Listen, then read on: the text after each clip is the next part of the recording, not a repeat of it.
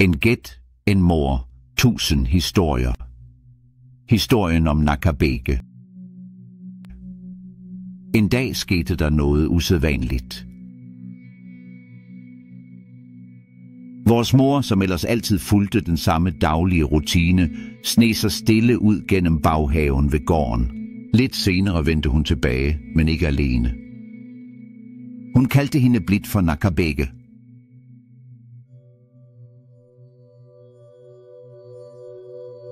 Selvom vi havde set vores mor opdrætte mange geder før, nogle gange 30-50 ad gangen, føltes det anderledes denne gang. I omkring 3 år havde vi slet ikke haft nogen geder derhjemme. Derfor var det en stor overraskelse, da hun kom hjem med denne ene lille ged. Vores mor begyndte at tage sig af Nakabeke som ingen anden ged før. Hun fodrede hende med komælk og behandlede hende som en del af familien.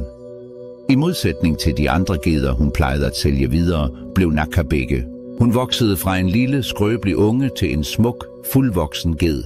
Men det, der gjorde Nakabeke helt speciel, var det bånd, hun delte med vores mor. Hun kunne genkende hendes stemme, selv blandt mange mennesker. Hver gang vores mor kaldte hendes navn, brækkede Nakabeke tilbage eller løb hen til hende. Det var som om, de havde deres eget hemmelige sprog. Vores mor elskede Nakabeke inderligt. Så en morgen vågnede vi op, og Nakabeke var væk. Vi ledte overalt, kaldte hendes navn igen og igen. Det eneste spor, hun havde efterladt, var et aftryk af hendes små klove, som førte ud i det uvisse.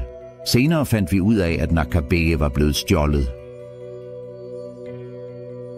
Hun var blevet taget af tyve, som ofte stjæler dyr, slagter dem og sælger kødet til slagtere. Sorgen over at miste hende var stor, ikke bare fordi hun var en ged, men fordi hun var elsket. Nakabeke var mere end bare et dyr.